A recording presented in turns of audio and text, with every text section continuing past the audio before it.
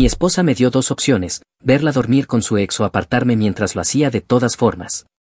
Yo elegí la opción 3 y le dije que empezara a hacer las maletas antes de que yo le reacomodara la cara a él. Hola Reddit. Así que mi esposa llegó a casa un día hablando sobre la expansión de la conciencia y sobre cómo la monogamia era una construcción social. Ella realmente quería acostarse con su exnovio y esperaba que yo sonriera y aplaudiera por ella. Bueno, terminé aplaudiéndolos a ambos. Tomen sus palomitas y disfruten de este espectáculo. Me llamo Riley, 33 años, hombre. Dirijo un taller de motocicletas personalizadas en Portland. Construimos motos, hacemos restauraciones, manejamos reparaciones. Yo gestiono al equipo, trabajo en las construcciones y me aseguro de que 6 tipos no se maten entre sí durante la temporada alta. Ese martes empezó como cualquier otro. 2 de mis chicos llamaron diciendo que estaban enfermos, lo que significaba que yo estaba haciendo doble turno en una Harley personalizada que ya estaba retrasada. Pasé la mañana fabricando un tanque de gasolina, la tarde ajustando el sistema de escape y las últimas 3 horas lidiando con un proveedor de piezas. Para cuando estacioné en mi entrada a las 7:30, estaba funcionando con los últimos restos de energía, un turno de 12 horas, cubierto de grasa, la parte baja de mi espalda gritando, ese tipo de cansancio en el que solo quieres meter algo al microondas, darte una ducha y desconectarte frente al televisor. Pero en el momento en que crucé la puerta supe que algo estaba mal. La casa estaba demasiado silenciosa. El auto de Celeste estaba en la entrada, así que ella estaba en casa, pero no había ningún sonido, solo silencio. La encontré en la cocina, simplemente de pie junto al mostrador con los brazos cruzados. Estaba arreglada, con el cabello hecho, maquillaje puesto, como si fuera a ir a algún lugar. Hola, dije dejando mis llaves en el mostrador. ¿Todo bien? Ella no respondió de inmediato, solo me miró con una expresión seria. Agarré una botella de agua del refrigerador, la abrí, tomé un largo trago mientras la observaba por el rabillo del ojo. Tenemos que hablar, dijo finalmente. Dejé la botella. De acuerdo, ¿qué está pasando? Ella respiró hondo y luego se apoyó en el mostrador, brazos cruzados. Sabes, esta vida ya no funciona para mí. Hice una pausa. ¿Qué quieres decir? Quiero decir que me estoy aburriendo. Nuestro matrimonio es aburrido y quiero explorar otras opciones. Parpadeé mientras procesaba lo que decía. Ya estaba cansado y sus palabras sonaban como una alucinación. Disculpa. Te estoy dando 2 opciones, Riley. La miré. ¿Qué opciones? Las especificaciones de la construcción que había planeado revisar estaban sobre el mostrador a mi lado. Mi teléfono vibró con un mensaje de uno de mi equipo sobre el horario del día siguiente. Todo era como ruido de fondo mientras esperaba que ella soltara la bomba que venía. Llevábamos casados 4 años, juntos desde hacía 6. Siempre habíamos estado bien. Los últimos 6 meses ella había estado distante, siempre en su teléfono, yendo a esos eventos de networking y talleres de bienestar, llegando a casa hablando sobre expansión de la conciencia y creencias limitantes. Yo pensé que era solo una fase, crisis de la mediana edad a los 29 o lo que fuera. No. Estaba equivocado.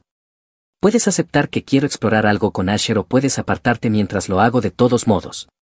La miré esperando el remate. Cuando nada llegó, de hecho me reí. ¿Perdón? Ella suspiró como si yo estuviera siendo difícil, como si se esperara que yo estuviera bien con que mi esposa durmiera con su exnovio.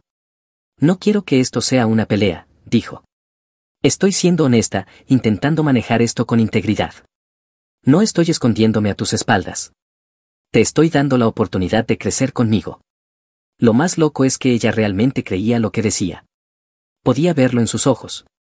Ella genuinamente pensaba que me estaba haciendo un favor siendo transparente sobre querer engañarme. Así que déjame asegurarme de entender esto correctamente. ¿Quieres que esté bien con que duermas con Asher, tu ex? Ella asintió lentamente. ¿Y si no estoy bien con eso, lo vas a hacer de todas formas? Otro asentimiento. ¿Cuánto tiempo llevas planeando esto? Unas semanas, quizá un mes, pero no es como si un día despertara y decidiera esto. Ha sido un viaje de autodescubrimiento y, corta el discurso de seminario, ¿cuánto tiempo llevas hablando con Asher? Ella se mordió el labio. 4 meses. Así que había estado engañándome emocionalmente durante 4 meses y ahora quería permiso para que fuera físico. No es engaño si estoy siendo honesta contigo. La gimnasia mental era impresionante. Observé sus manos gesticular suavemente mientras continuaba, las personas de nuestra edad están replanteándose lo que significan las relaciones. La monogamia no es natural. He estado leyendo, escuchando a expertos, hablando con personas que han trascendido modelos de relación obsoletos. Lo que siento no está mal, no es traición. No respondí porque sabía que si hablaba en ese momento no sería calmado, y yo necesitaba estar calmado. Necesitaba ver qué tan profundo llegaba esto. Esto no es solo atracción física, continuó. Asher y yo conectamos a un nivel intelectual, espiritual incluso. Él entiende partes de mí que tú, y no te estoy criticando, pero yo he crecido y me rehúso a encogerme de nuevo. Asher, por cierto, tiene 34 años, su ex de la universidad, el tipo con el que salió durante 2 años antes de conocerme. Un supuesto gurú que dirigía un negocio de coaching de vida en un almacén renovado. Lo había conocido exactamente una vez, en un evento de networking al que Celeste me arrastró hace 8 meses. Bombillas Edison por todas partes, un bar de café sirviendo bebidas sobrevaloradas llamadas la alineación y el despertar. Cuando Celeste nos presentó, él me dio un apretón de manos demasiado suave. ¿A qué te dedicas, Riley?, preguntó. Taller de motocicletas personalizadas. Construcciones. Restauraciones. Él asintió con una sonrisa falsa. Eso es genial, hombre. El mundo necesita gente que mantenga los engranajes girando, ya sabes, la infraestructura. Alguien tiene que hacerlo. Luego volvió a Celeste y empezó a recordar algún libro que ambos habían leído en la universidad. Yo me quedé allí mientras ellos reían y terminaban las frases del otro. Debería haberlo visto entonces, pero confié en ella, pensé que solo estaba haciendo contactos. Gran error. Así que no discutí, no grité, simplemente me levanté y salí de la cocina. Algo hizo clic en ese momento, muy dentro de mi pecho. Ella pensaba que esto era una negociación, pensaba que yo tenía 2 opciones. Yo ya había elegido la opción 3. Cuando regresé, ella estaba esperando, probablemente esperando gritos o algún tipo de colapso emocional que pudiera usar. No le di nada, solo asentí y dije, necesito tiempo para procesar esto. Ella sonrió, aliviada. Gracias por estar abierto, dijo. Esto significa todo. Seguro, dije. Me fui a la cama esa noche sabiendo exactamente lo que iba a hacer, y ella no tenía ni idea. Durante la siguiente semana, Celeste me trató como un proyecto de rehabilitación. Dejaba artículos abiertos en nuestro iPad compartido sobre relaciones abiertas y estructuras modernas de relaciones. Me enviaba enlaces a episodios de podcast con títulos como Trascendiendo los celos y Reclamando la autonomía sexual. Incluso imprimió una historia de éxito sobre una pareja en Seattle que había abierto su matrimonio y afirmaban que eso los había salvado. Si realmente me amas, apoyarás esto, dijo una mañana. Esto no tiene por qué ser doloroso. Yo asentía, sonreía cuando era apropiado, decía cosas como realmente estoy intentando entender y quiero apoyar tu crecimiento, mientras mantenía los ojos bien abiertos. Lo hermoso de la nueva iluminación de Celeste era que dejó de esconder cualquier cosa. Lo hacía todo a plena vista porque, en su mente, no había nada que ocultar. Ella era libre y yo era solo el modelo viejo del que eventualmente actualizaría. Solo que aún no había finalizado el intercambio. Pero pronto lo haría. Cuanto más de acuerdo parecía yo, más segura se volvía ella. Dejó de editarse frente a mí, empezó a mencionar el nombre de Asher casualmente, soltando pistas sobre sus planes, flotando cronogramas como si estuviéramos coordinando unas vacaciones. Yo interpretaba mi papel, el esposo confundido que hacía lo posible, el tipo que leía hasta tarde para educarse, asintiendo mientras ella explicaba cómo el matrimonio tradicional era básicamente una prisión patriarcal diseñada para controlar a las mujeres. Incluso agregué algunos suspiros reflexivos, lo justo para hacerla creer que el acondicionamiento estaba funcionando. No lo estaba. En realidad, yo estaba reuniendo todo lo que necesitaba. Verás, Celeste cometió un error crítico. Ella siempre usaba nuestro iPad compartido para sus cosas personales, su calendario, sus mensajes, su correo electrónico. Lo compramos juntos hace 3 años, lo configuramos con una cuenta familiar compartida y ella nunca se molestó en cambiar sus contraseñas ni cerrar sesión. Yo tenía todo el derecho de ver lo que había allí. Y lo que encontré hizo que mi sangre se enfriara. Empecé con su calendario. Allí encontré la primera migaja. Entradas semanales marcadas como desarrollo personal empezando hace aproximadamente 3 meses. Todos los miércoles por la tarde, de 7 a 9. Siempre la misma ubicación, Lofton Proto District, lugar de Asher. Luego revisé sus mensajes. Lo tenía guardado en sus contactos como catalizador. Lindo. Sus mensajes se remontaban a 4 meses. Empezaron inocentes, profesionales, luego cambiaron para el segundo mes. Hablaban todos los días. No puedo dejar de pensar en nuestra conversación de anoche, escribió ella. Igual, respondió él. Eres diferente de como eras en la universidad. Más despierta. Me ves de formas en que Raleigh nunca podría. Él es una buena persona, pero está estancado. Cómodo. Y la comodidad es el enemigo del crecimiento. Me senté allí leyendo mensaje tras mensaje, viéndola reescribir toda nuestra relación como una prisión de la que necesitaba escapar. Pero lo realmente interesante estaba en las notas de voz. Ella le enviaba grabaciones largas, desordenadas, de 3, 4, 5 minutos cada una, hablando sobre sus sentimientos, sus frustraciones, su despertar, como si estuviera en una sesión de terapia, excepto que su terapeuta estaba tratando de acostarse con ella. Una nota de voz de hace 3 semanas destacó: Raleigh me preguntó hoy si todo estaba bien, si era feliz, y le mentí. Le dije que sí. Pero la verdad es que no he sido feliz en años. Solo he estado siguiendo los movimientos. Y reencontrarme contigo me hizo darme cuenta de que merezco más que movimientos. Merezco pasión, conexión. Alguien que me rete. No he sido feliz en años. Eso fue lo que dijo. Años. Habíamos estado casados 4 años, lo que significaba que lamentaba todo el matrimonio. Bueno saberlo. Seguí buscando, encontré más mensajes, más grabaciones. El patrón era consistente, ella estaba construyendo toda una narrativa en la que yo era la opción cómoda y segura que no había crecido con ella, y Asher era el salvador iluminado que desbloquearía su verdadero potencial.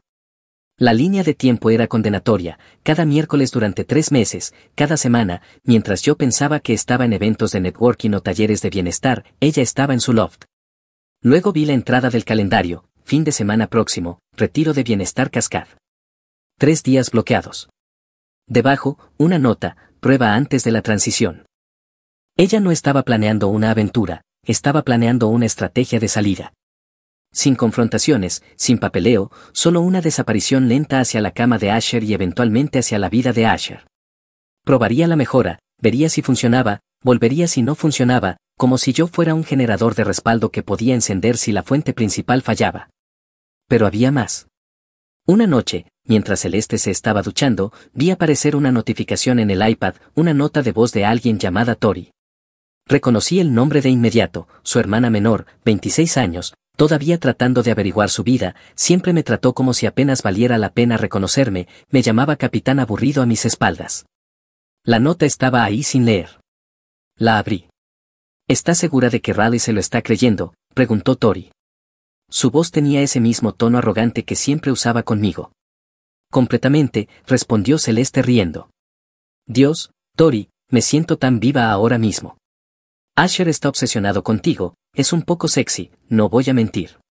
Lo sé, dijo Celeste. Él dice que soy la única mujer que realmente lo ha desafiado intelectualmente. Mejor que estar atrapada con el capitán aburrido por el resto de tu vida, ¿verdad?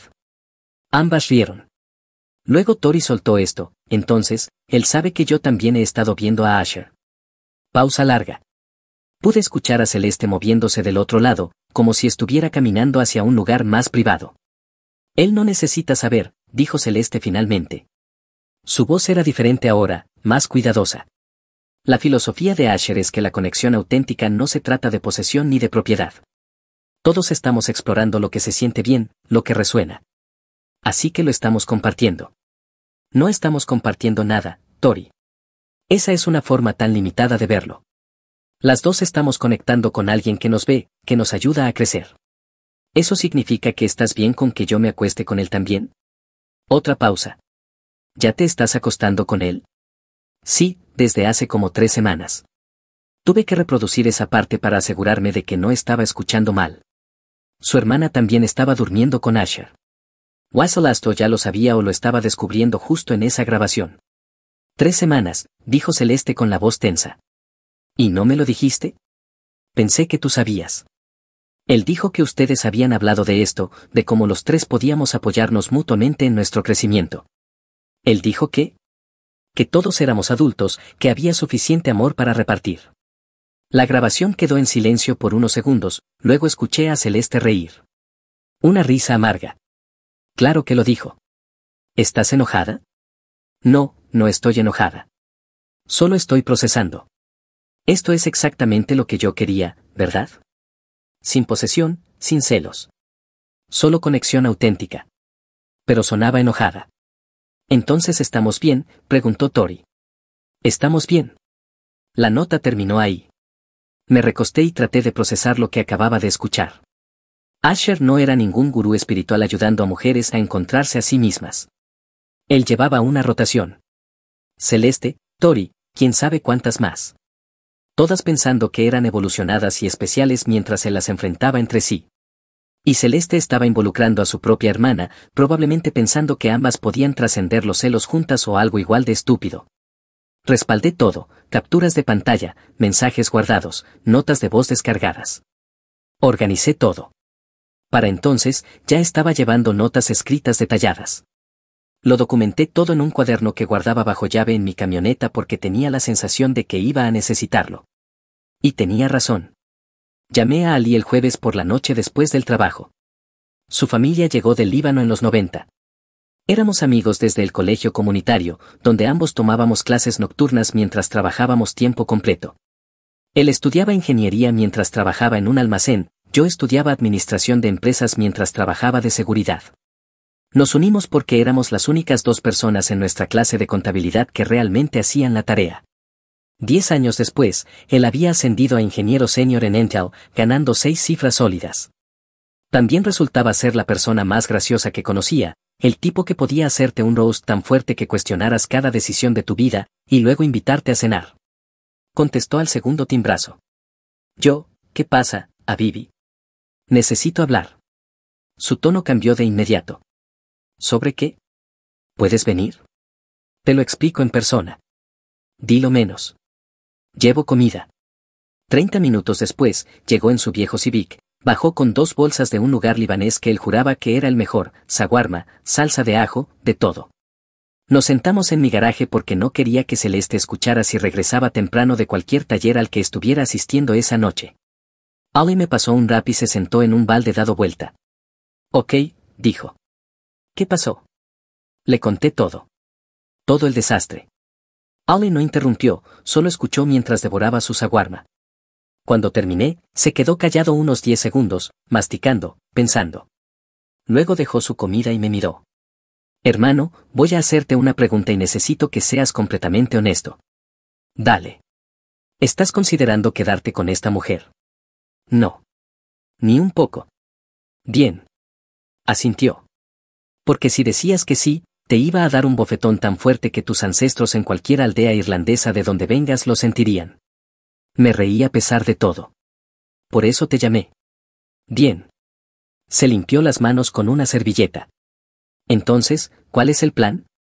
Porque tienes suficiente aquí para enterrarla legalmente, pero debes ser inteligente. No puedes entrar disparando. Estoy pensando que primero un abogado. Papeles de divorcio. Pero quiero entender qué estoy enfrentando realmente. Espera, ¿no me dijiste una vez que ustedes firmaron un acuerdo prenupcial? Me detuve. En realidad, sí, lo hicimos. Y lo había olvidado por completo. Era verdad.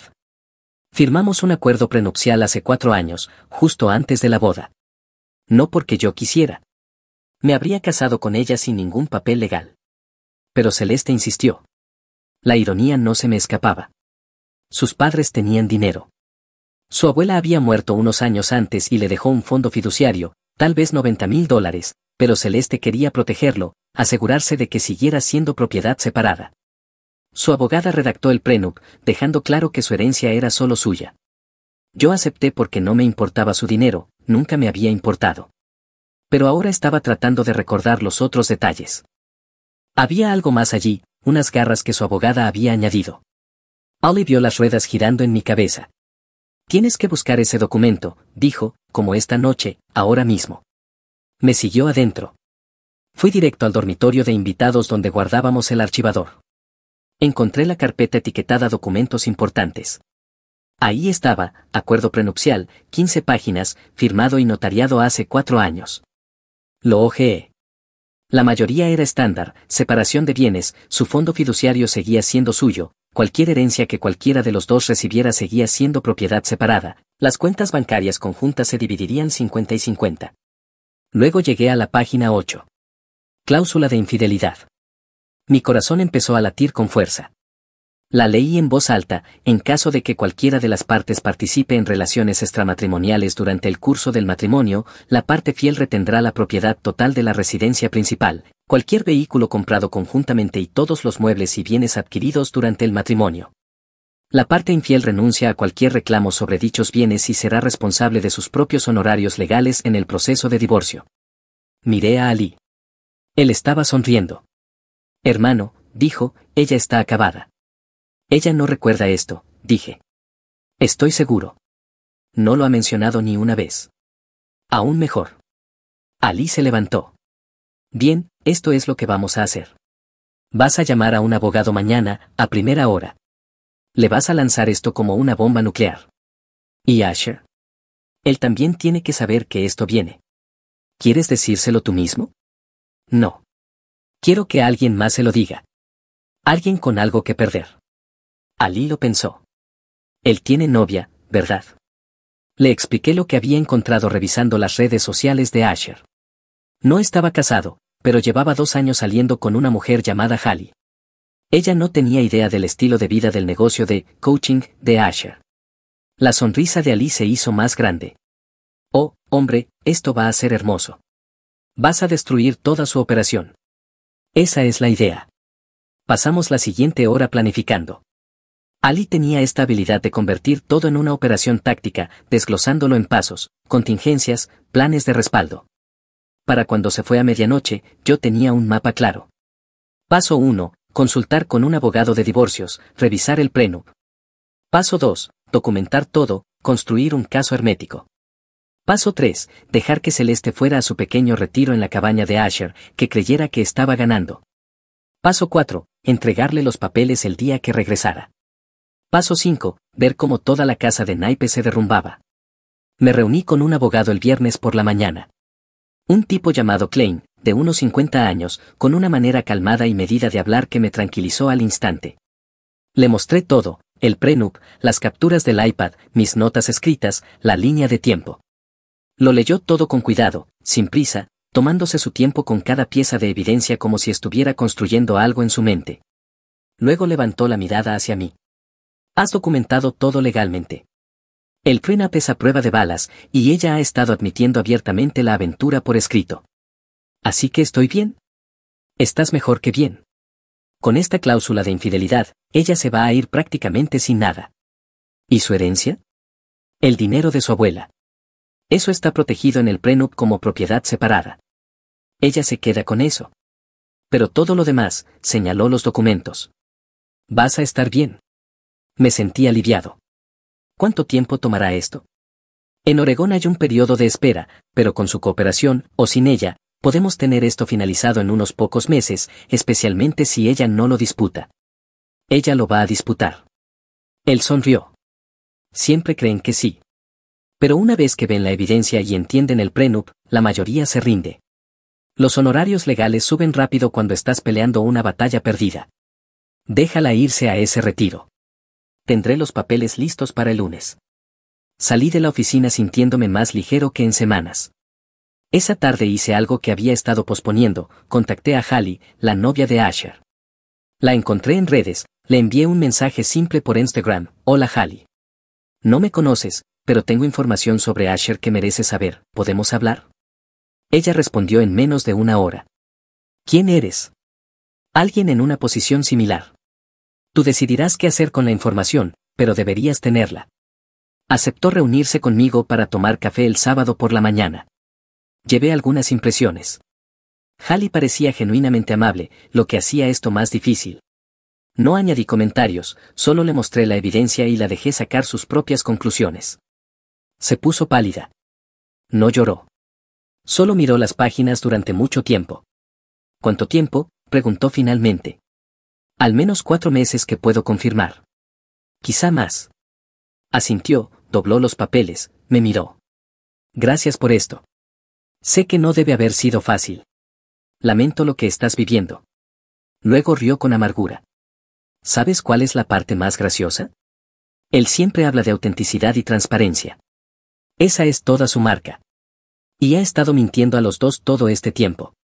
Se levantó, alisó su chaqueta como si se preparara para una batalla. Lo termino hoy. Y me aseguraré de que todos los que toman sus talleres sepan exactamente quién es.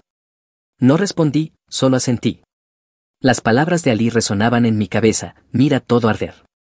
Ya estaba empezando. Celeste se fue a su retiro el viernes por la tarde, empacó su bolso como si fuera a un spa, leggings, ropa deportiva, sus productos de skincare caros. Me besó la mejilla al salir. Gracias por ser tan comprensivo con esto. Por supuesto, cariño, dije. Creo que esto va a ser muy bueno para nosotros. Para que yo explore quién soy y para que tú proceses lo que necesites. Totalmente. Se fue con una sonrisa en la cara, como si acabara de alcanzar la iluminación reservando un fin de semana para engañar a su marido. En el momento en que su coche desapareció calle abajo, Ali llegó en su Civic. Le había enviado un mensaje diciendo que la costa estaba despejada. Entró cargando su laptop y con una enorme sonrisa en la cara. Bien, dijo, instalándose en mi mesa de la cocina, vamos a hacer esto ahora, Habibi. ¿Hacer qué? Mira. Abrió su laptop y buscó la página web del negocio de Asher, la página de coaching de estilo de vida con todos sus talleres y testimonios. ¿Qué estás haciendo? Ali sonrió. Hermano, tú te estás encargando de la opción nuclear legal, eso es inteligente, pero yo me ocupo del ataque táctico petty. Empezó a teclear.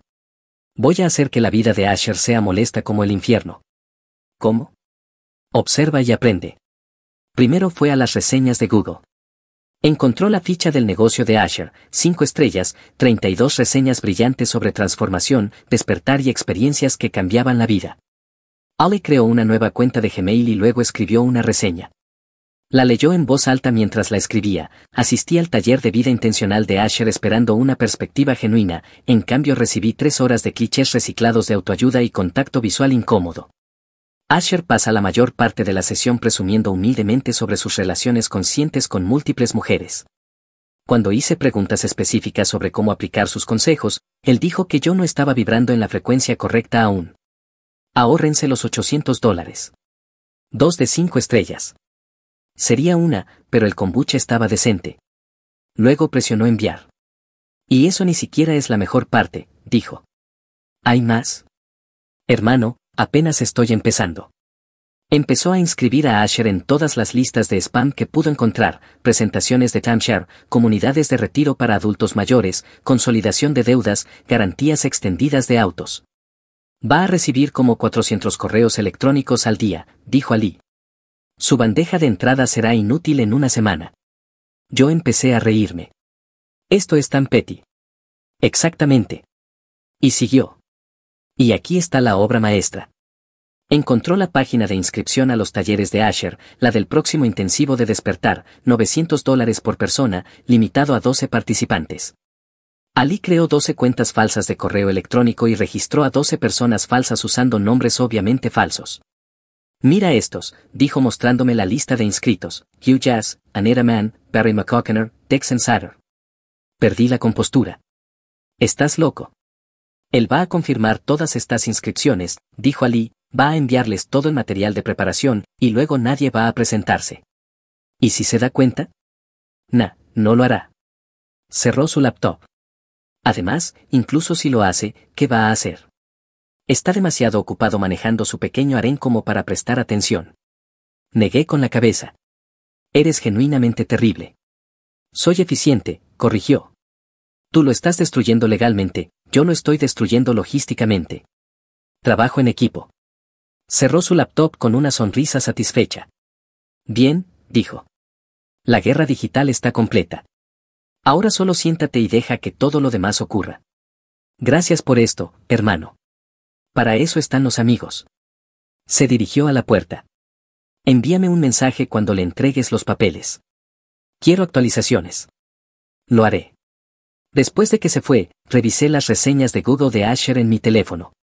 Las de Ali ya estaban ahí, ya siendo marcadas como útil por otras personas. Sonreí. Que comiencen los juegos. Primero cambié las cerraduras. No para dejarla fuera permanentemente, solo para hacer un punto cuando regresara. Luego empecé a empacar sus cosas, su ropa en maletas, sus productos de aseo en cajas.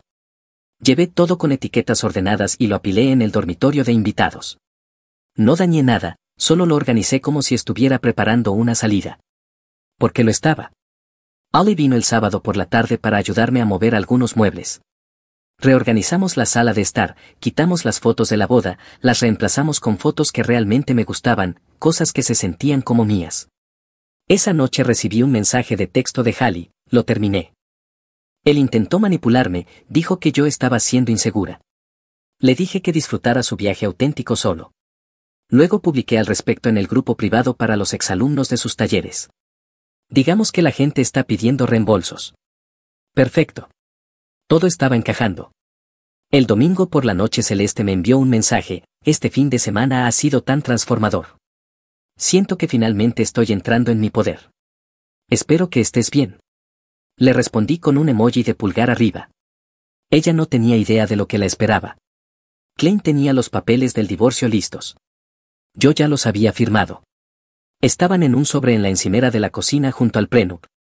Pasé el lunes en el trabajo como cualquier otro día, terminé un trabajo de pintura personalizado en una Triumph, lidié con un retraso de piezas, almorcé con mi equipo. Cuando entré en la entrada esa noche, su coche ya estaba ahí. Ella había llegado antes que yo. Entré y la encontré en la sala, mirando las paredes donde antes estaban las fotos de la boda. Estaba confundida. ¿Dónde están las fotos? Las quité. Parpadeó. Riley, ¿qué está pasando? Le señalé la encimera. Hay un sobre para ti. Deberías leerlo. ¿Qué es esto? Los papeles que olvidaste que firmamos. Y los nuevos que vas a necesitar firmar. Ella caminó, abrió el sobre, sacó la petición de divorcio. Su cara se puso blanca. ¿Estás bromeando? Ni un poco. Miró el prenup. Vi el momento exacto en que lo recordó. Sus ojos se abrieron, sus manos empezaron a temblar. Esto no es exactamente lo que parece. Querías libertad. Felicidades. Riley, espera, podemos hablar de esto. Ya terminamos de hablar. Intentó acercarse. Levanté una mano. No por primera vez desde que la conocía, parecía realmente asustada. Y se sintió increíble. No se fue esa noche. Simplemente se quedó allí sosteniendo los papeles, como si fueran a desaparecer si los miraba lo suficiente. Pasé junto a ella, subí las escaleras, cerré con llave la puerta del dormitorio. Golpeó 2 veces. No respondí. Por la mañana se había ido, probablemente a casa de Tori. No importaba. Los papeles ya habían sido entregados. El reloj estaba corriendo. Klein me llamó el miércoles por la tarde. Se consiguió un abogado, dijo. Un tipo llamado Rothman. Ya está intentando negociar. Cree que la cláusula de infidelidad es demasiado dura. Le dije que leyera el prenup que su clienta firmó y que me llamara cuando estuviera listo para ser realista. Me reí. ¿Cuánto crees que tomará esto? Un par de meses como máximo. Ella no tiene absolutamente nada a su favor. Rothman lo sabe. Solo está haciendo su trabajo. Perfecto. Oh, y Riley, prepárate. La voz se está corriendo. Su familia va a contactarte. Tenía razón. Recibí una llamada de la madre de Celeste ese jueves. No contesté. Dejó un mensaje: Riley, soy Marilyn. Necesitamos hablar de lo que está pasando. Celeste está devastada. Creo que ha habido un malentendido. Por favor, llámame. Lo ignoré. Su padre llamó el viernes. Igual. Lo envié al buzón. Pero el sábado por la mañana recibí un mensaje de Tori: necesitamos hablar. Reunión familiar en casa de mamá y papá a las 2 de la tarde. Le mostré el mensaje a Ali. Estábamos en su casa viendo fútbol universitario. ¿Vas a ir?, preguntó. Sí. ¿Por qué? Porque quiero que sepan exactamente lo que hicieron sus hijas. Y quiero verlos intentar defenderlo. Ali sonrió. ¿Puedo ir? No vamos, hombre. Me comportaré. Jamás te has comportado en tu vida. Buen punto. Llegué a casa de los padres de Celeste a las 2. Toda la familia estaba ahí: Marilyn, Peter, Tori y Celeste, que parecía haber estado llorando durante 3 días. Peter habló primero. Riley, gracias por venir. Solo queremos entender qué está pasando. Según lo que Celeste nos ha dicho, esto parece muy repentino. Marilyn asintió. El matrimonio es trabajo. No puedes simplemente irte en cuanto las cosas se ponen difíciles. Tori intervino. Siempre pareciste un poco rígido, Riley. Tal vez si hubiera sido más de mente abierta no estaríamos aquí. Los dejé hablar. No interrumpí. Solo los escuché reescribir la historia en tiempo real. Luego saqué mi teléfono. Abrí las notas que había escrito, citas textuales de Celeste, fechas, líneas de tiempo. Las leí en voz alta. Riley, te estoy dando dos opciones, acepta que quiero explorar algo con Asher o apártate. Asher me entiende de maneras que tú nunca podrías. Él ve mi yo auténtico. No te debo monogamia, eso es una construcción social. Levanté la vista. Ella no pidió apoyo. Exigió permiso para engañar. Peter carraspeó. Bueno, la gente dice cosas cuando está confundida. Ella no estaba confundida, lo interrumpí. Estaba planeando.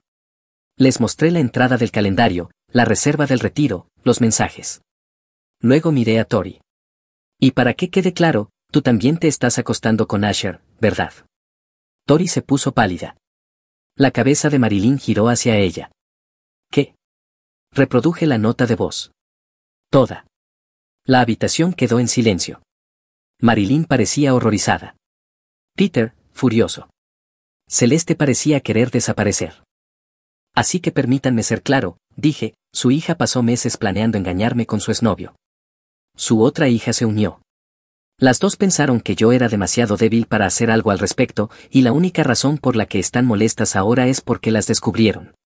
Me levanté. Firmamos un prenup, ¿recuerdan? El que Celeste insistió en hacer. Bueno, tiene una cláusula de infidelidad. Marilyn empezó a llorar. Peter solo miró al suelo. Celeste finalmente encontró su voz. Riley, por favor, ¿podemos arreglar esto? No. No podemos. Caminé hacia la puerta, me giré una última vez. Tú querías dos opciones. Yo elegí la opción 3. Disfruta tu libertad. Al salir, escuché a Celeste sollozar, a Tori intentando explicar, a sus padres exigiendo respuestas. Subí a mi camioneta y me fui. Ali me llamó 5 minutos después. ¿Cómo te fue? Perfecto. El divorcio se finalizó en septiembre, exactamente 4 meses después de entregarle los papeles. Celeste no lo disputó. Realmente no podía. Me quedé con la casa, el coche, todo lo que construimos juntos. Ella se quedó con su herencia y con la poca dignidad que pudo salvar, que no era mucha. El negocio de Asher implosionó. La publicación de Hallie en el grupo de exalumnos del taller se esparció como fuego. Resulta que muchos de sus antiguos clientes tenían historias similares. Para julio había cerrado su práctica de coaching y se mudó a Arizona. Celeste se mudó de nuevo con sus padres. Lo último que escuché fue que trabajaba en servicio al cliente remoto y publicaba cosas vagas en redes sociales sobre sanación y autodescubrimiento. No la seguí. No me importó. Yo había terminado. La vida mejoró. El trabajo se volvió más fácil. Empecé a salir de nuevo, nada serio, simplemente viviendo. Ale seguía convencido de que todo esto era la saga más graciosa que había existido. Contaba la historia en fiestas como si fuera material de comedia. Todo estaba bien hasta octubre. Yo estaba en casa un viernes por la noche. Ali estaba allí. Jugábamos videojuegos y nos insultábamos como siempre. Entonces alguien empezó a golpear mi puerta. Fuerte. Agresivo. Ali pausó el juego. ¿Esperas a alguien? No, los golpes continuaron. Y entonces escuché su voz. Riley, sé que estás ahí. Celeste. Sonaba destrozada, arrastrando palabras, definitivamente no sobria. Oh, esto va a estar bueno, dijo Ali levantándose. Abrí la puerta. Celeste estaba en mi porche, con pantalones de chándal y una sudadera enorme, el cabello hecho un desastre, los ojos rojos. Parecía que había estado llorando por horas. Y tenía una botella vacía en la mano. Necesitamos hablar, dijo, tambaleándose ligeramente. No. No necesitamos. Sí. Sí necesitamos. Arruinaste mi vida. Ali apareció detrás de mí. Técnicamente, tú arruinaste tu propia vida. Él solo la documentó. Ella lo señaló. ¿Y este quién diablos es? Soy Ali, el mejor amigo de Rade. Hizo una pausa. ¿Qué tal salió ese viaje espiritual? La cara de Celeste se puso roja. No sabes nada. Sé que olvidaste un prenup que firmaste. Y sé que ahora mismo no estás sobria, en su porche, 4 meses después de que él se divorciara de ti. Ella me miró, lágrimas cayendo. Cometí un error, ¿ok? Estaba confundida. Asher me manipuló. No estaba pensando con claridad. Crucé los brazos. ¿Y eso se supone que me haga sentir mal por ti? Podríamos haberlo solucionado. Tú querías permiso para engañar manteniéndome como un plan de respaldo. Eso no es cierto. Ali sacó su teléfono. ¿Quieres que ponga las notas de voz otra vez? Porque tengo copias. Celeste se lanzó hacia él. Yo me interpuse. Te tienes que ir. No tengo a dónde ir. Tienes la casa de tus padres. Todos están hartos de mí. Mis amigos no me hablan. Tori no me habla. Asher se mudó y tú simplemente seguiste adelante como si yo nunca hubiera existido. Se dejó caer de rodillas, llorando. Por favor. Por favor, Rade. Haré lo que sea. Solo dame otra oportunidad. Ali me miró con las cejas levantadas, esperando ver cómo lo manejaría. Me agaché, la miré a los ojos. Tú me diste 2 opciones entonces, aceptar tu aventura o apartarme. No pensaste que yo merecía una tercera opción. Pensaste que solo la aceptaría. Ella asintió, llorando. Pero no estás arrepentida de lo que hiciste. Estás arrepentida de que no salió como querías. Me levanté. Vete a casa. Despéjate. Sigue con tu vida. Porque yo ya seguí con la mía. Ali abrió más la puerta. Tal vez no arruines tu próximo matrimonio. Ella se quedó allí un minuto más. Luego lentamente se levantó, se limpió la cara con la manga. Espero que seas feliz, dijo con amargura. Lo soy, dije. Finalmente. Se dio la vuelta y volvió tambaleándose a su coche. Ali y yo miramos para asegurarnos de que no condujera. No lo hizo. Solo se sentó llorando en el asiento del conductor. Finalmente un coche llegó. Su madre, Marilyn, salió, la ayudó a entrar en el asiento del pasajero y se la llevó. Ali cerró la puerta y se volvió hacia mí. Hermano, eso fue lo más patético que he visto en mi vida. Volvimos al sofá, y por primera vez en meses me sentí completamente libre. El juego siguió, Ali siguió diciendo tonterías, la vida siguió avanzando. Y Celeste se convirtió exactamente en lo que siempre debió ser, una historia olvidada que solía conocer. A los 18 mis padres me echaron, diciéndome que mi hermana tenía potencial y yo no. Pasé años enferma y sin hogar. 5 años después, mi hermana apareció en mi oficina buscando trabajo. La miré y dije que empezaríamos revisando sus cualificaciones. Hola Reddit. Cuando tenía 18 mis padres me entregaron un billete arrugado de $20 bajo la lluvia torrencial y me dijeron que mi hermana merecía el futuro, no yo. 5 años después, esa misma hermana entró en mi oficina en la esquina, suplicando por un trabajo, sin tener idea de que yo era la CEO sentada frente a ella. Así fue como ocurrió toda esa situación y créanme que se vuelve bastante satisfactorio. Soy Brooklyn, 23, mujer ahora, 18 cuando esta pesadilla empezó, y necesito retroceder mucho para que entiendan cómo llegamos hasta aquí. Desde fuera, mi familia parecía sacada de un catálogo suburbano, con una casa bonita en Springfield y una valla blanca, padres trabajadores que asistían a reuniones escolares y 2 hijas que sonreían en las fotos de Navidad. Pero por dentro, esa casa tenía una jerarquía tan obvia que podría haber estado escrita en la nevera con marcador permanente. Déjenme mostrarles cómo era realmente crecer en la casa de los Blake, porque cada detalle importa para entender lo que pasó después.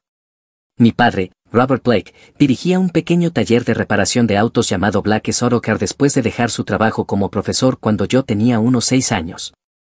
Era el tipo de hombre que creía que el sudor era prueba de valor y que el trabajo duro lo resolvía todo, pero solo cuando venía de ciertas personas.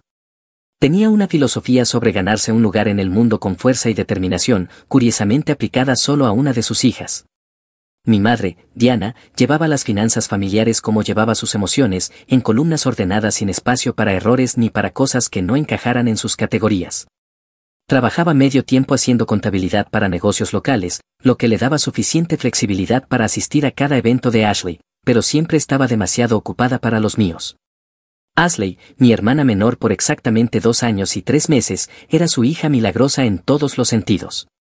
Bonita de manera natural, elocuente sin esfuerzo y tan encantadora que los profesores sonreían al verla.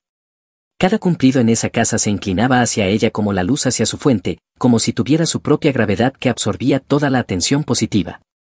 Yo aprendí, probablemente a los 7 u 8 años, que mi lugar en la familia era la silla plegable en la esquina de la mesa, fría, inestable y fácil de guardar cuando llegaban invitados que sí merecían los muebles reales. El favoritismo nunca fue sutil. Cuando Ashley cumplió 16, nuestros padres le organizaron una fiesta enorme para el vecindario. Le compraron un Honda Civic usado con un lazo rojo en el capó y papá asó hamburguesas para 40 personas mientras mamá tomaba 1000 fotos. Recuerdo pensar que así se veía el amor en esa casa, público, ruidoso y performativo. Para mi cumpleaños 16, que cayó en martes, recibí una tarjeta de regalo de $25 y el comentario de mamá, dicho mientras lavaba los platos, de que me encantaba leer y que sería perfecto para mí. Me encantaba leer, pero lo que deseaba más era que algún día me vieran como algo más que la hija de práctica antes de aprender a ser padres con Ashley. Las diferencias estaban en todo. Ashley recibía ropa nueva cada otoño mientras yo usaba heredadas. Su cuarto fue redecorado 2 veces y el mío aún tenía el papel tapiz de cuando tenía 6. Cuando ella entró a porristas, nuestros padres viajaron 2 horas a competencias y montaron una vitrina para sus trofeos, mientras que cuando obtuve tercer lugar estatal en decatlón académico, papá solo dijo que bien sin levantar la vista del periódico. Empecé a trabajar a los 14. La ferretería pagaba en efectivo y ahorré cada dólar. Para el penúltimo año de secundaria ya trabajaba 20 horas semanales entre la ferretería y tutorías de matemáticas.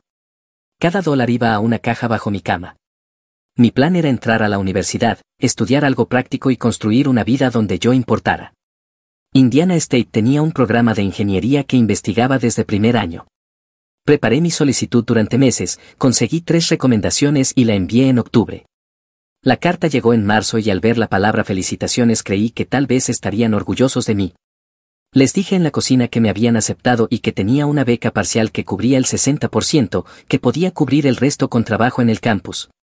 Papá ni levantó la vista para decir que no podían pagar 2 matrículas. Mamá dijo que el programa Prelo de Ashley era caro y que debía ser realista. Respondí que había trabajado por eso, pero papá me interrumpió para decir que lo cubriera todo, que tenía 18 y debía ser independiente. Ashley dijo que estaba siendo dramática porque la gente iba a community colleges. Algo se rompió dentro de mí. Dije que nunca me preguntaban qué quería. Mamá sacó un billete de $20 y lo puso en mi mano diciendo que fuera independiente. Papá añadió que mi hermana tenía verdadero potencial y que invertían en lo que tenía sentido. Miré ese billete arrugado, apenas suficiente para una semana de comida, y entendí exactamente cuál era mi lugar para ellos. Y entendí con absoluta claridad que estaba de pie en una casa donde nunca sería suficiente, nada de lo que hiciera importaría lo suficiente para esas personas como para competir con la existencia effortless de Ashley. Hice mi maleta esa noche sin decirle a nadie, una sola maleta con ropa, algunos cuadernos, unos cuantos libros que no podía dejar atrás y mi carta de aceptación doblada con cuidado en el bolsillo de mi chaqueta. Dejé mi teléfono en el escritorio, ellos lo pagaban de todas formas y no quería que me rastrearan. Tomé mi caja de ahorros con llave que tenía exactamente $347 después de 3 años trabajando cada hora libre. Cerca de las 9 de la noche, después de escuchar a mis padres irse a dormir, bajé las escaleras en silencio con la maleta, pasé por la cocina y salí por la puerta trasera. Había empezado a llover, esa lluvia fuerte de primavera que empapa todo en 30 segundos. Ashley estaba de pie en la ventana de la sala cuando pasé, el brillo cálido de las luces de la casa la iluminaba por detrás como una pintura, dorada y cómoda. Nuestros ojos se encontraron a través del vidrio por un momento, no saludó, no llamó, no intentó detenerme ni preguntar a dónde iba, solo me miró arrastrar mi maleta por el camino de entrada como si fuera una desconocida que se marchaba después de una cena incómoda y de la que estaría aliviada de deshacerse. La puerta hizo un clic suave detrás de mí, un sonido final. Me quedé de pie un momento bajo la lluvia, esperando que alguien saliera detrás de mí. Nadie lo hizo. Esa fue la última vez que estuve en ese porche como alguien que vivía allí. La primera noche fue una clase magistral sobre lo frío que puede sentirse el metal cuando estás sola y el mundo deja muy claro que estás por tu cuenta. Terminé en una parada de autobús a unas 6 cuadras de la casa, lo suficientemente lejos para que no me vieran si miraban por las ventanas, lo suficientemente cerca como para aún oler la lluvia cayendo sobre las mismas calles donde había crecido. El banco de la parada era uno de esos de metal con ranuras entre las láminas, supuestamente para evitar que la gente sin hogar durmiera allí. No me impidió intentarlo. Cada coche que pasaba salpicaba agua hacia mí y sentí cómo me encogía físicamente, haciéndome más pequeña, desapareciendo. El billete de $20 en mi bolsillo ya estaba húmedo por la lluvia. Seguía sacando mi carta de aceptación, viendo cómo la tinta empezaba a correrse con las gotas, leyendo felicitaciones una y otra vez como si las palabras pudieran transformarse en algo que realmente pudiera ayudarme. Para la segunda noche mi maleta parecía pesar 1000 libras y desarrollé una tos que no se detenía. Para la tercera noche mi cuerpo había dejado de cooperar por completo. La fiebre llegó fuerte y rápida y todo se volvió borroso en los bordes, como si alguien hubiera envuelto la realidad en algodón. Mis pulmones se sentían llenos de vidrio roto cada vez que respiraba. Recuerdo toser tan fuerte que pensé que mis costillas se quebrarían y el mundo inclinándose de lado como si alguien hubiera arrancado los cimientos de todo. Las luces de la calle sobre mí se convirtieron en halos, luego en estallidos de estrellas y luego en formas brillantes e indefinidas. Una voz atravesó la niebla que rodeaba mi cerebro. Hola, ¿estás bien?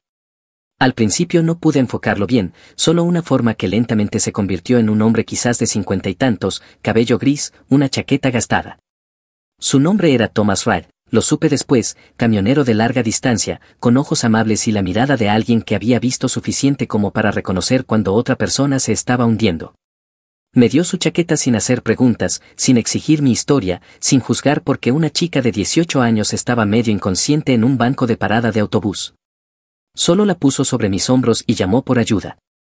Se quedó conmigo hasta que llegó la ambulancia y sostuvo mi mano cuando empecé a temblar tanto que los dientes me castañeteaban. Las luces del hospital eran demasiado brillantes, todo se sentía distante y clínico, como si lo estuviera viendo pasarle a otra persona. Una enfermera con ojos cansados me colocó una pulsera en la muñeca y empezó a hacer preguntas de admisión. Nombre, Brooklyn Black. Logré decir. Edad, 18. Dirección.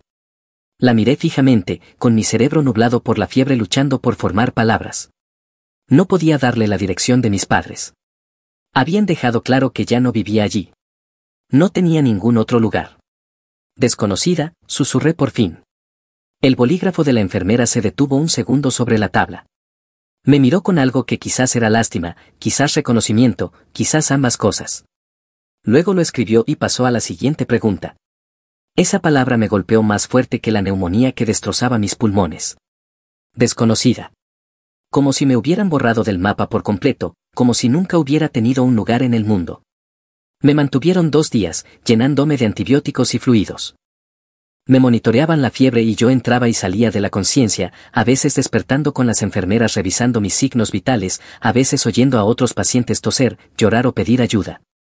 Cuando desperté en la segunda mañana sintiéndome un poco menos como si estuviera muriendo, había un vaso de jugo de naranja de espuma en la bandeja junto a mi cama y un billete de $10 metido debajo. La enfermera, distinta a la del ingreso, más joven y con ojos amables, notó que lo miraba. El hombre que te trajo lo dejó antes de volver a la carretera, explicó en voz baja, dijo que lo necesitarías más que él. También dejó una nota. La nota estaba escrita en el reverso de un recibo de gasolinera, con letra cuadrada, eres más fuerte de lo que crees. Y usa esto para llegar a un lugar cálido. Thomas. Nunca lo volví a ver, pero guardé esa nota durante años. Me dieron el alta después de que la fiebre bajó, con un folleto de Heaven House, un refugio para mujeres, y la instrucción de acudir a una clínica si mi tos no mejoraba. La trabajadora social que procesó mi salida fue profesional, pero claramente estaba abrumada, probablemente había visto 5 casos peores que el mío antes del almuerzo. Heaven House estaba encajado entre una lavandería y una casa de empeño en el lado este de la ciudad. El edificio parecía llevar allí desde los años 70, con pintura descascarada, un letrero que parpadeaba y rejas en las ventanas del primer piso. Pero cuando crucé la puerta había calor dentro.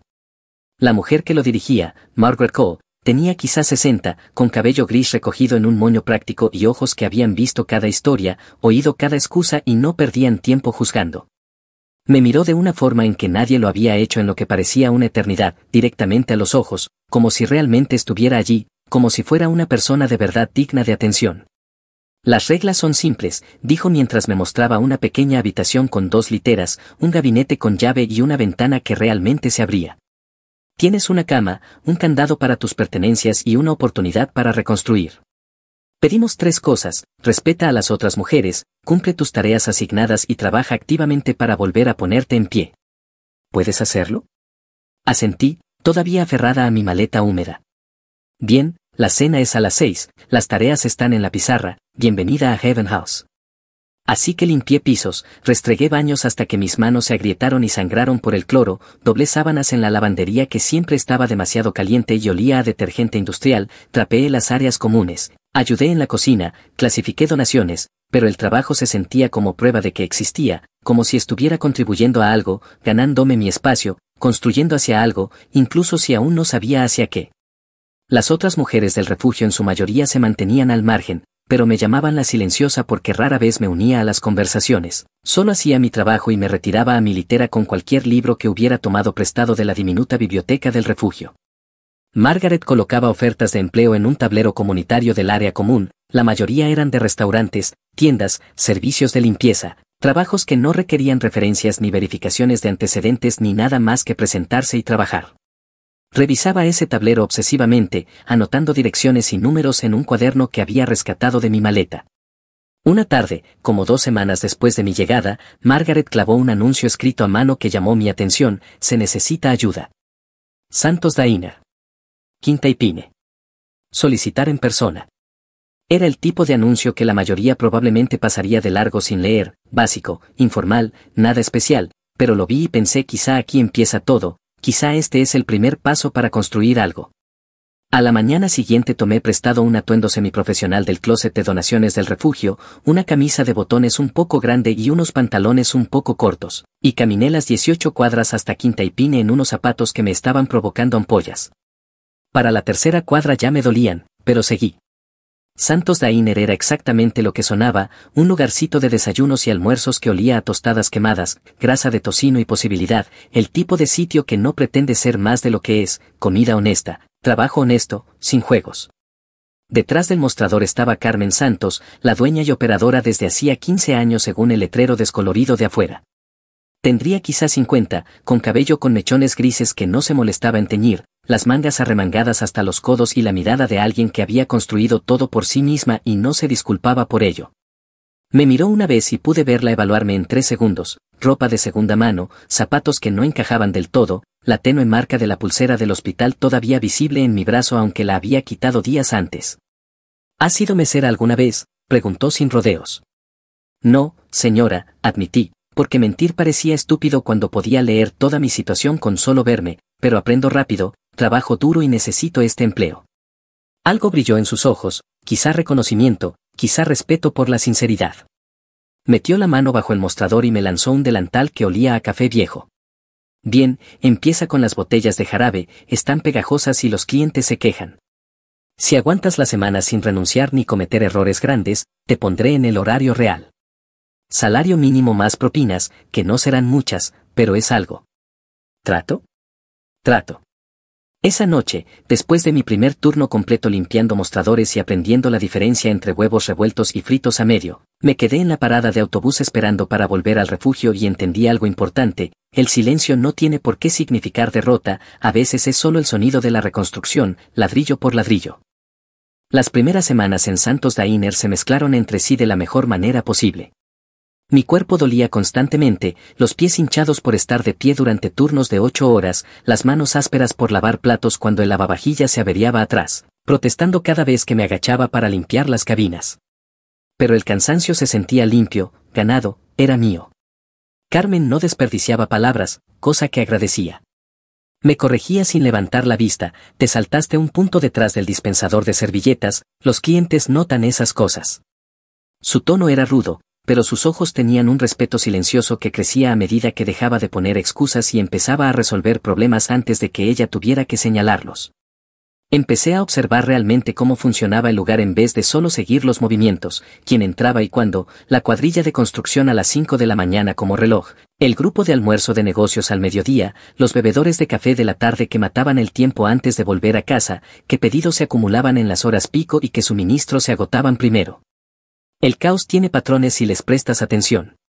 La gente cree que los restaurantes son aleatorios, pero no lo son, son sistemas con flujos predecibles, y esos flujos se rompen de maneras predecibles cuando no se gestionan bien. Para la segunda semana ya estaba reorganizando cosas sin que me lo pidieran, saleros rellenados y ordenados por sección, condimentos clasificados por fecha de entrega para que se usaran los más viejos primero, facturas apiladas por proveedor para facilitar la contabilidad de Carmen. Llevaba todo en un cuaderno barato que compré en la tienda de $1 de al lado, registrando patrones e ineficiencias. Una mañana, el camión de reparto entró en el callejón con unos 30 minutos de retraso otra vez, mismo conductor, mismas excusas. Su nombre era Jack Morrison, quizá 35, siempre corriendo contra el reloj y visiblemente estresado. Perdón, gritó al bajar de la cabina, el tráfico fue un desastre y tuve que regresar porque el almacén cargó mi camión mal, y está bien, lo interrumpí, ya moviéndome para ayudarlo a descargar. Los huevos aquí, en el almacenamiento frío, la harina allá con los productos secos, lo perecedero en el enfriador delantero para que se use primero. Me observó trabajar un momento y luego sonrió. Tienes un sistema, dijo. Todo funciona mejor con sistemas, respondí porque era verdad, lo aleatorio no escala, la organización sí. Se rió, pero no en burla. Suenas como mi jefe. ¿Has pensado en logística como carrera? La palabra se quedó en mi mente como una llave que no sabía que llevaba conmigo. Logística, la ciencia de llevar cosas del punto A al punto B de manera eficiente, a tiempo y sin desperdiciar recursos. Sonaba aburrido dicho así, pero también sonaba como el tipo de carrera práctica, necesaria y bien pagada que podía construir un futuro real. Esa noche después del turno caminé a la biblioteca pública antes de que cerrara y empecé a sacar libros, gestión de cadenas de suministro, sistemas de inventario, redes de distribución, investigación de operaciones. Me senté en una de las mesas largas con una pila de libros de texto y una creciente sensación de que quizá había tropezado con algo. Los conceptos no solo eran interesantes, encajaban en mi cabeza como piezas de un rompecabezas que había estado cargando sin saber qué imagen formaban. La previsión de demanda era básicamente predecir patrones de clientes, cosa que ya hacía instintivamente en el diner. La optimización de rutas era simplemente encontrar la forma más eficiente de completar múltiples tareas, algo que había hecho toda mi vida equilibrando escuela, trabajo y obligaciones familiares. Saqué 3 libros con mi nueva tarjeta de biblioteca y los leí de portada a portada durante la semana siguiente, tomando notas, haciendo diagramas, pensando en cómo esos principios se aplicaban a todo, desde la cadena de suministro del diner, hasta la distribución de donaciones del refugio, hasta la forma en que funcionaban las rutas de autobús de la ciudad. Carmen me vio leyendo entre turnos. ¿Qué es todo eso? Libros de logística, respondí, mostrándole la sección que estaba subrayando sobre tasas de rotación de inventario y gestión de la cadena de suministro. Ella arqueó una ceja pero no comentó más allá de decir, inteligente, este lugar funciona con logística, buenas cuando me acuerdo, malas cuando me olvido. En los meses siguientes, Jack Morrison se convirtió en un mentor accidental. Venía por café durante su descanso de la tarde y terminaba explicándome algoritmos de optimización de rutas, cálculos de costos de combustible, desafíos en la programación de conductores. Al tipo realmente le encantaba su trabajo, lo cual era refrescante después de lidiar con mi familia, que parecía odiarlo todo. Tienes un ojo natural para esto, me dijo una tarde, señalando un problema de rutas que yo había resuelto en mi cuaderno solo por práctica. La mayoría de la gente no ve el panorama completo, solo ve su propia pieza y asume que lo demás es problema de otro. Tú ves el sistema. Yo veía todo, quizá porque pasé tanto tiempo siendo invisible que aprendí a notar lo que los demás pasaban por alto, las ineficiencias, el desperdicio, las decisiones estúpidas que costaban tiempo y dinero porque nadie se molestaba en pensar 2 pasos adelante. Como 8 meses después de que empecé en el diner, Jack mencionó que su empresa estaba contratando para un puesto inicial de coordinadora de logística. No es glamuroso, advirtió, en su mayoría ingreso de datos, archivo, contestar teléfonos, hacer café para gente que gana más que tú. Pero es una puerta de entrada y tú tienes la mente para esto. Apliqué esa noche en la biblioteca, escribiendo mi currículum en una de sus computadoras públicas. Era patéticamente delgado, diploma de secundaria, 8 meses de experiencia en restaurante, sin título universitario, sin formación formal en nada. Pero incluye una carta de presentación explicando mi autoestudio en principios logísticos y adjunté una muestra de optimización de rutas que había hecho por práctica. 2 semanas después me llamaron para una entrevista en Morrison Freight Solutions, una empresa de logística mediana que manejaba distribución regional para fabricantes y minoristas. La oficina no tenía nada de lujoso, un edificio industrial en un distrito de almacenes, luces fluorescentes que zumbaban, pisos de linóleo desgastados y el ruido constante de camiones entrando a los muelles de carga. La gerente de operaciones que me entrevistó fue Patricia Ayes, quizá de unos 40 y tantos, con el aire de alguien que había ascendido desde el almacén y no tenía paciencia para tonterías. Miró mi currículum patéticamente delgado con escepticismo evidente. «No tienes educación formal en este campo», afirmó de forma plana. «No, señora», respondí, «pero entiendo los sistemas. Puedo mostrarle lo que quiero decir si me da una oportunidad». Me entregó un portapapeles con los horarios de entrega del mes pasado impresos en papel cuadriculado. «Dime que está mal aquí». Lo estudié quizá 90 segundos, comparando horarios de entrega con ubicaciones, distancias con asignaciones de conductores, y luego señalé 3 cosas: 2 rutas que se superponían de forma ineficiente y desperdiciaban combustible, una secuencia de carga que requería reorganizar camiones en medio de la entrega.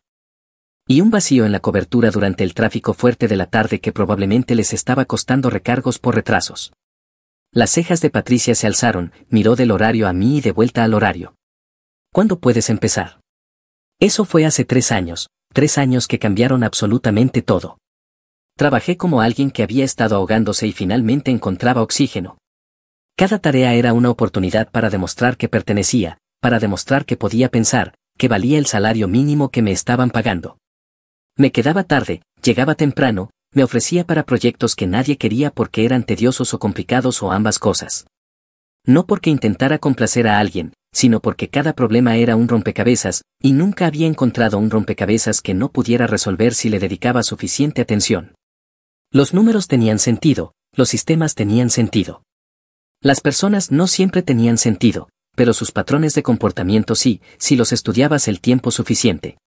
En 6 meses había rediseñado todo el sistema de rutas usando software gratuito de optimización que encontré en línea. Ahorré a la empresa alrededor de un 12% en costos de combustible y reduje las entregas tardías en 1/3.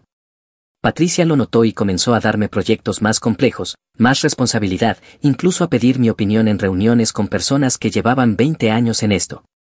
En 1 año había renegociado los contratos de proveedores para el mantenimiento de vehículos y reducido costos en un 15%, encontrado un nuevo proveedor de seguros que ahorró otra parte del presupuesto, optimizado los procedimientos de carga en el almacén y comencé a capacitar a nuevos empleados porque aparentemente era buena explicando sistemas complejos de una manera comprensible.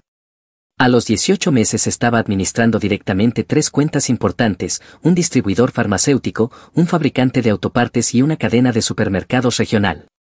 Los clientes empezaron a pedir hablar conmigo específicamente cuando tenían dudas o problemas, lo que volvía locos a algunos coordinadores pero hacía sonreír a Patricia.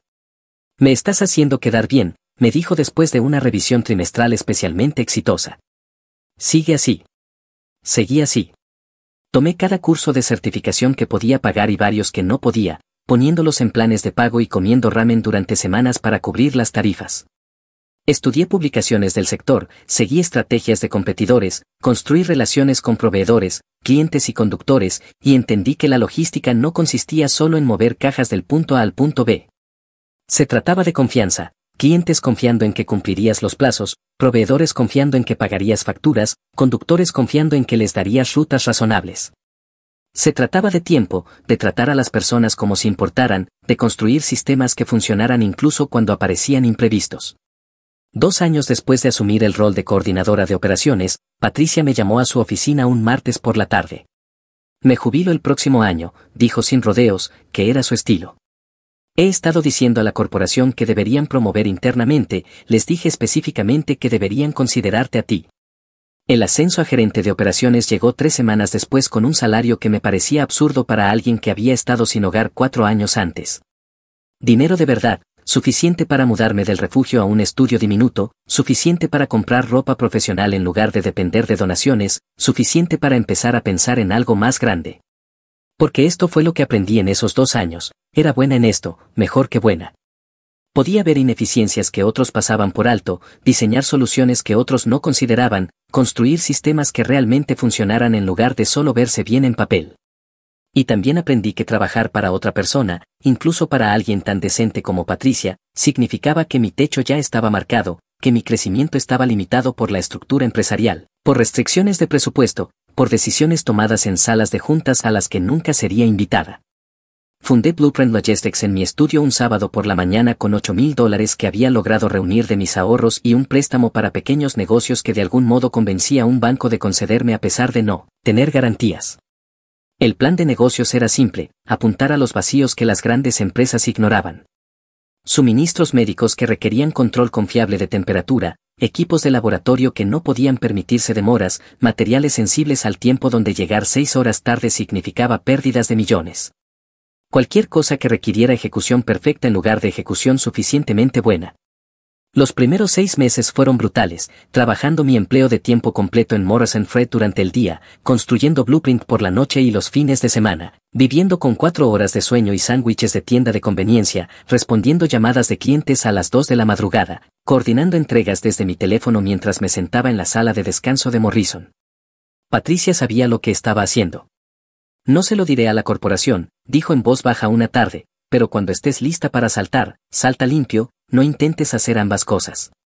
El punto de inflexión llegó cuando conseguí un contrato con una red de hospitales regional para manejar el transporte de sus muestras de laboratorio.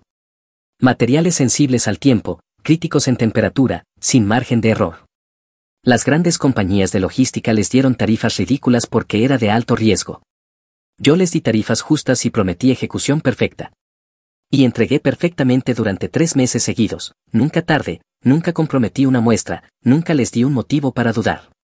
Duplicaron su contrato. Fue entonces cuando renuncié a Morrison Fred y me dediqué a tiempo completo a Blueprint. Patricia me organizó una fiesta de despedida en la sala de descanso con pastel de bandeja y refrescos de marca barata. Vas a hacer cosas increíbles, me dijo, y lo decía en serio. Vuelve y contrátame cuando necesites una consultora. Blueprint creció más rápido de lo que había planeado. A los clientes les gustaba que realmente contestáramos el teléfono a las 11 de la noche cuando tenían emergencias, les gustaba que las entregas llegaran exactamente cuando se prometía, les gustaba que los problemas se resolvieran con soluciones en lugar de excusas. En un año había contratado a mis 2 primeros empleados, ambos ex trabajadores de almacén que eran más inteligentes de lo que nadie les reconocía y solo necesitaban que alguien les diera una oportunidad. En 2 años habíamos conseguido 3 contratos importantes con empresas manufactureras. En 3 años estábamos generando $2 millones en ingresos anuales. Para el 4.º año tuve que trasladar las operaciones fuera de mi apartamento a una oficina real con almacén, tuve que contratar a una gerente administrativa adecuada, a una despachadora dedicada, a verdaderos gerentes de cuentas, tuve que aprender a ser jefa en lugar de solo una trabajadora buena con los sistemas. En el 5.º año, lo que nos lleva a hace aproximadamente 3 semanas, Blueprint Logistics tenía una oficina en un edificio decente en el centro, 20 empleados y contratos con clientes en 3 estados. Acabábamos de conseguir nuestro trato más grande hasta ese momento, un contrato de 3 años con la misma red hospitalaria que había confiado en nosotros al principio, ahora ampliado para manejar toda su distribución de suministros médicos. Mantenía 3 cosas enmarcadas en la pared de mi oficina, la pulsera del hospital que decía desconocida en la línea de dirección, el billete de $20 que mi madre me dio y el primer contrato importante de Blueprint Logistics. Estaban allí como recordatorios no de lo lejos que había llegado, sino de lo que había construido literalmente desde la nada. La llamada llegó un lunes por la mañana a finales de abril. Mi gerente administrativa, Nina Torres, llamó a mi puerta con un currículum en la mano y una expresión que sugería que había encontrado algo interesante. Tenemos una solicitud para el puesto de coordinadora de cuentas, buena experiencia, 3 años en relaciones públicas y comunicaciones, algo de experiencia en coordinación logística en su último empleo. Las referencias se ven sólidas, se llama Ashley Blake. El aire cambió, pesado de alguna manera, como si la presión atmosférica hubiera caído 10 puntos en 2 segundos. Mantengo mi voz completamente neutral. Programa su entrevista para el martes. Nina asintió y salió, y yo me quedé allí en silencio mirando ese nombre en el encabezado del currículum. Ashley Marie Blake, misma fecha de nacimiento que recordaba, último empleador una firma de marketing en Springfield, la misma ciudad que había dejado 5 años antes con una maleta y una carta de aceptación húmeda. Esa noche no pude dormir. Estuve de pie en mi departamento agradable, el que había ganado con mi propio esfuerzo, con muebles que había comprado yo misma y calefacción que funcionaba, con un refrigerador que no compartía con desconocidos. Y pensé en aquella banca de la parada de autobús hace 5 años, en la lluvia, en Ashley de pie en la ventana viéndome irme. 5 años pasé construyéndome en alguien que no podía ser borrada, y ahora ella venía a mí pidiendo una oportunidad. La simetría era casi demasiado perfecta. El martes llegó con lluvia, suave y constante contra las ventanas de la oficina. Llegué temprano, enderecé papeles en mi escritorio que no necesitaban ser enderezados, ajusté los marcos en mi pared y traté de prepararme para una conversación de 5 años en proceso. A las 9 exactamente, Nina llamó una vez. Ya está aquí. Hazla pasar. El sonido de tacones sobre el piso pulido, ese mismo caminar confiado que solía envidiar cuando ella avanzaba por el pasillo de nuestra casa en Springfield, absorbiendo la atención de nuestros padres como si fuera luz solar. La puerta se abrió y Ashley entró. Se veía mayor, no en mal sentido, solo diferente de la adolescente que recordaba, profesional, bien presentada, peinado como mamá solía hacerlo antes de las competencias de debate, traje negro que probablemente costaba más que mi primer mes de renta, cargando una carpeta de cuero que combinaba con sus zapatos. Sonrió con educación, ese tipo de sonrisa que das a extraños a los que intentas impresionar. Buenos días, gracias por reunirse conmigo. Buenos días, respondí con serenidad, por favor tome asiento. Ella no me reconoció, por supuesto que no. La última vez que me había visto yo era una chica empapada de 18 años arrastrando una maleta bajo la lluvia. Ahora estaba sentada en una oficina en la esquina, con ropa profesional, maquillaje, peinado distinto de como lo había llevado toda mi vida creciendo. 5 años y un contexto completamente diferente, para ella yo era solo otra entrevistadora, otro obstáculo entre lo que quería y lo que necesitaba. Nina hizo la presentación formal, completamente ajena al hecho de que estaba narrando una reunión familiar disfrazada de entrevista de negocios. Señorita Blake, esta es la señorita Brooklyn Blake, fundadora y directora ejecutiva de Blueprint Logistics. Observé el rostro de Ashley cuando el nombre se registró. La sonrisa profesional vaciló, un pequeño temblor cruzó sus manos mientras ajustaba su carpeta, sus ojos se abrieron de par en par, luego confundidos, luego conmocionados mientras las piezas encajaban. Blake, repitió suavemente, como si estuviera probando si esa palabra podía significar lo que ella creía que significaba. Señalé la silla frente a mi escritorio. Empecemos. Durante los siguientes 10 minutos la dejé pasar por su presentación preparada. Habló sobre su experiencia en comunicaciones, sus habilidades de gestión de proyectos, su capacidad para coordinar entre diferentes departamentos. Cada palabra estaba ensayada, pulida, el tipo de presentación que probablemente había dado en sus clases universitarias. No la interrumpí, no reaccioné, solo la dejé hablar mientras tomaba notas y la observaba darse cuenta lentamente de con quién estaba hablando. Sus ojos seguían desviándose hacia la pared detrás de mí, hacia esos 3 marcos, la pulsera del hospital, el billete de $20, el contrato. Vi el momento exacto en que el reconocimiento completo la golpeó. El color desapareció de su rostro, sus manos comenzaron a temblar. Cuéntame sobre una vez en que manejaste un conflicto, dije con voz profesionalmente neutral. Dudó, desequilibrada. Bueno, en mi última empresa hubo una disputa sobre la asignación de recursos. Tuve que tomar decisiones difíciles sobre quién tenía acceso a qué. Traté de ser justa, de asegurarme de que todos recibieran lo que merecían según sus contribuciones. Me incliné un poco hacia adelante, codos en mi escritorio.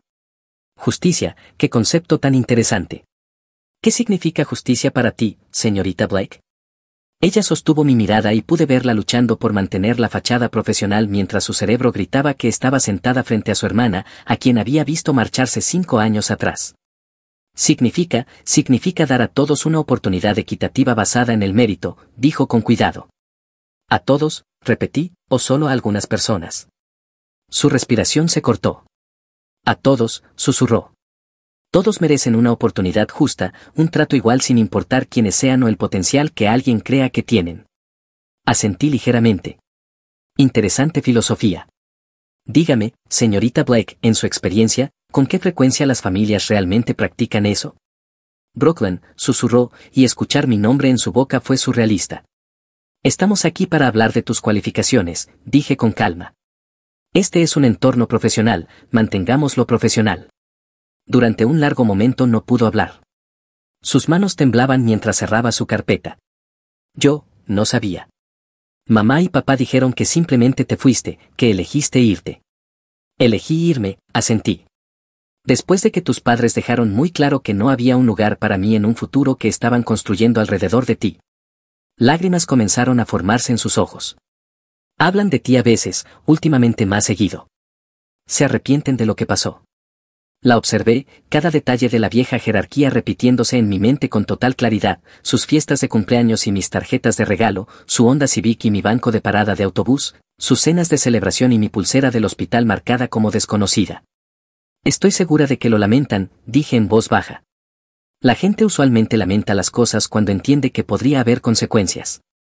Yo debía haber dicho algo, logró decir Ashley. Fui una cobarde. Solo, te vi empacar y no dije nada. No, no lo hiciste. ¿Vas a contratarme?, preguntó, y había un miedo genuino en su voz. Miré su currículum otra vez, buena experiencia, referencias decentes, habilidades que realmente necesitábamos. Si hubiera sido cualquier otra persona, la habría contratado de inmediato. Eso depende, dije con cuidado. ¿Puedes trabajar para alguien que no fue considerada digna de inversión? ¿Para alguien que no fue vista como alguien con verdadero potencial? ¿Puedes recibir órdenes de la hermana que tus padres desecharon? Ella se estremeció como si la hubiera golpeado. Puedo intentarlo, susurró. Lo pensé. Pensé en la chica que había estado sin hogar y enferma, que había limpiado baños en un refugio y aprendido logística de libros prestados en una biblioteca. Pensé en lo lejos que había llegado y en cuanto ya no significaba ese billete de $20. Empiezas el lunes, dije. Coordinadora de cuentas, nivel inicial. El salario es $42,000, beneficios estándar, 2 semanas de vacaciones después de 6 meses. Reportarás a Nina, quien te entrenará en nuestros sistemas. Esperamos profesionalismo, competencia y la habilidad de seguir procedimientos establecidos. ¿Puedes hacer eso? Asintió, con lágrimas cayendo ahora. Bien. Porque lo único que construimos aquí es justicia, justicia real, de la que juzga a todos por su mérito y no por su potencial, o su encanto, o quien los quiere más. Cuando salió de mi oficina 20 minutos después de haber revisado la logística real de su empleo, Nina volvió con una expresión confundida. Entonces la contratamos, ¿estás segura? Miré los 3 marcos en mi pared. Todos merecen una oportunidad, incluso aquellos que alguna vez te negaron la tuya. Esa noche, después de que todos se fueron, me quedé en mi ventana mirando las luces de la ciudad. Mi teléfono vibró. Un mensaje de un número de Springfield que reconocí aunque nunca lo había guardado. Mamá. Ashley nos contó sobre su nuevo trabajo, nos gustaría hablar contigo. Vi ese mensaje durante mucho tiempo, luego escribí, no hay nada de qué hablar, tengo un negocio que dirigir. Ella intentó llamar. Rechacé la llamada. Volvió a escribir, por favor, Brooklyn, seguimos siendo tu familia. Apagué mi teléfono y volví a mirar la lluvia resbalando por la ventana, pensando en bancos de paradas de autobús y pulseras de hospital y el largo y extraño camino de desconocida a directora ejecutiva. Algunas historias no terminan con reconciliaciones dramáticas ni reuniones emotivas, algunas simplemente terminan con límites claros, firmes, permanentes, límites que protegen la vida que construiste de las personas que intentaron destruirla. Ashley empezó el lunes siguiente y la traté exactamente como a cualquier otra empleada, sin favoritismos, sin rencores, solo estándares profesionales y expectativas claras. Trabajó duro, hizo buenas preguntas, aceptó retroalimentación sin ponerse a la defensiva. Quizá tener que ganarse algo por primera vez en su vida le estaba enseñando cosas que nuestros padres nunca se molestaron en enseñarle. No hablamos del pasado, no lo necesitábamos, el trabajo era la conversación. Mis padres intentaron algunas veces más durante las semanas siguientes, llamadas, correos electrónicos, incluso una carta que llegó a mi oficina marcada como personal y confidencial. La orque Vandikiot sin abrirla. Cualquier sanación que necesitaran hacer tendrían que hacerla sin usarme como catalizador, ni como solución, ni como la persona que debía perdonarlo solo porque finalmente entendieron que habían arruinado todo. 3 meses después de que Ashley comenzó a trabajar, quité ese billete de $20 de mi pared, lo sostuve en mis manos un momento, arrugado, descolorido, ya sin poder sobre mí, luego lo pasé por la destructora y lo vi convertirse en confeti. Ya no necesitaba ese recordatorio. La empresa era recordatorio suficiente de lo que ocurre cuando le dices a alguien que no merece un futuro y esa persona decide construir uno de todos modos. Porque todos merecen un futuro, incluso aquellos a quienes se les dijo que no lo merecían, especialmente ellos.